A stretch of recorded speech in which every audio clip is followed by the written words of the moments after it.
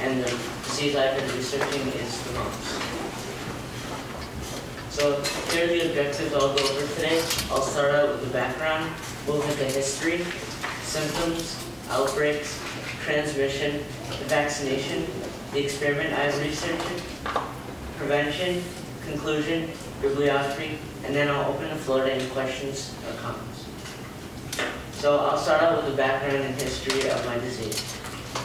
So before the vaccination was developed in 1967, 187,000 cases of malaria, the mumps, were reported each year in the United States.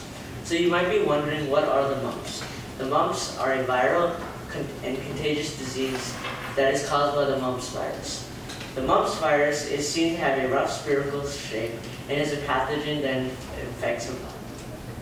The mumps affects both children and adults, but is mostly affects children who are between the ages of 5 and 9. It affects the parotoid gland, which is one of the saliva-producing glands. And it doesn't affect a specific area of the world, it affects the entire world. So it was first described in the writings of Hippocrates, which is an ancient Greek physician, and he described the symptoms of the disease and what parts of the body it affects. And it was also shown there were many epidemics during the 18th and 19th century, and it was the main cause of French troops being missing during World War I. In 1934, Dr. Johnson and Dr. Goodpasture proved that the disease was caused by a certain virus and it can be transmitted from person to person. During the 1960s, Dr. Morris Hillman developed a vaccine in a laboratory because his daughter was suffering from symptoms. In 1967, the vaccine was officially licensed by the FDA. Next, I'll talk about the symptoms. So, half the people who are infected with the mumps suffer with very mild symptoms or no symptoms at all. Almost all people who are infected with the mumps don't know that they're carrying the disease. Symptoms usually appear about 2 to 3 weeks after the virus has infected the host. People who show symptoms of the disease usually recover after 2 or 3 weeks, but sometimes the disease can cause some serious complications. Some symptoms that the mumps causes include a fever, which is mild or high, headaches, weakness, fatigue, loss of appetite, pain while chewing or swallowing. The primary symptom that the mumps causes is the swelling of the salivary glands. When this happens, the cheeks will puff out and they will swell.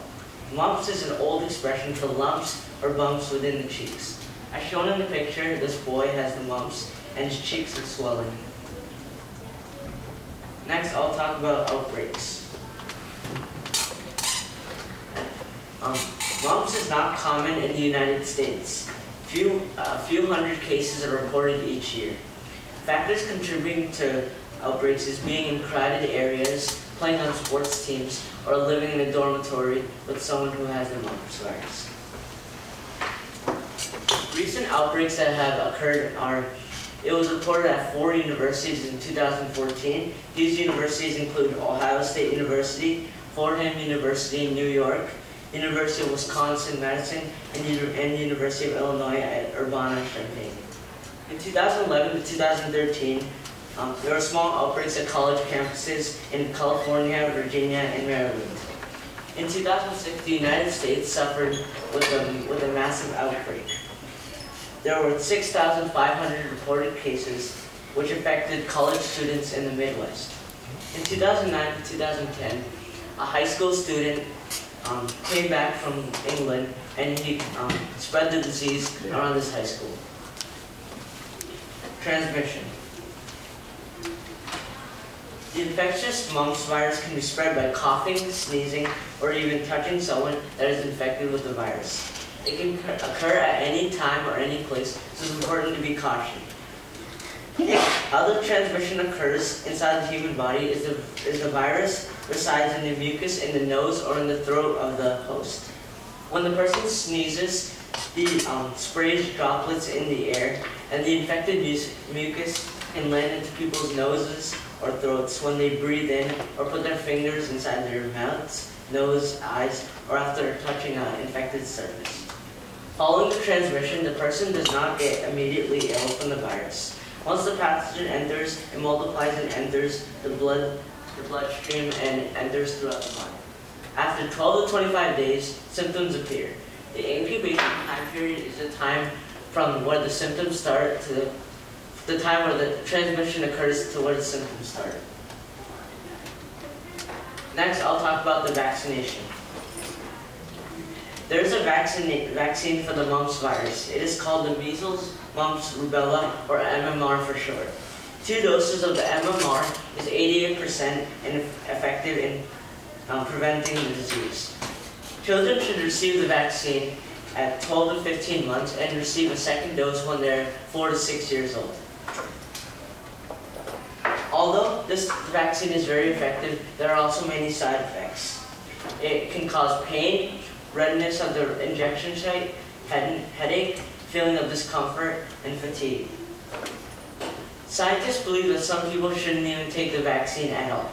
You should take the vaccine if you've had a life-threatening allergic reaction, have had HIV or AIDS, have had a disease that affects the immune system, or have had cancer.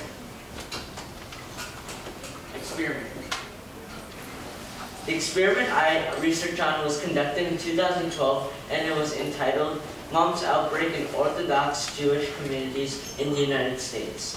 This was posted by the New England Journal of Medicine, and the authors of the article included Barsky, Skitchell, Rosen, and Hampshire. The purpose of the experiment was to see why the number of outbreaks increased unexpectedly in the Orthodox Jewish community. There was 1,521 unexpected cases in 1 year.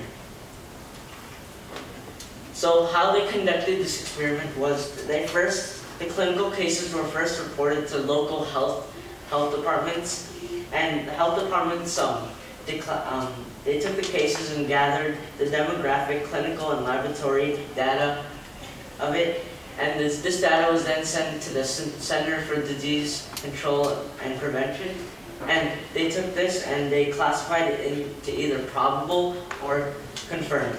Probable meant that it was not the right disease, and confirmed meant it was the right disease. Lastly, the statistical analysis was tested. The chi-square Fisher's extract test and the Wilcoxon-Ransom test were used. Were used to compare the proportions and found the percents of the patients that were infected. The results showed that 3,502 cases reported all throughout the patients. And they found out an 11-year-old boy who traveled from England to the United States contracted the disease in England where an outbreak was happening, and then he went to the United States and he went to a camp and he spread the disease around. And from there, more people contracted the disease and they spread it to more people. The statistical analysis showed that 98% of the patients did not receive the vaccine, and they did contract the disease. In conclusion, we can say that Orthodox Jews aged 13 to 17 contracted the mumps virus. Also, thus, we can conclude that exposure facilities among the Orthodox Jewish people facilitated the transmission of the mumps virus. And now I'll talk about the prevention of the mumps. So the mumps is a deadly disease, so it's important to protect yourself from getting the virus. The only prevention technique is to get the MMR vaccination. So in conclusion, mumps is a deadly and contagious disease which causes the swelling of the salivary glands, which is positioned right in front of the ears. To prevent this virus, you should take the MMR vaccination. And although the mumps is a rare disease in the United States today, outbreaks can happen at any time and in any place, so it is important to be cautious. This is my bibliography, and now I'll open the floor to any questions, comments, or constructive criticism.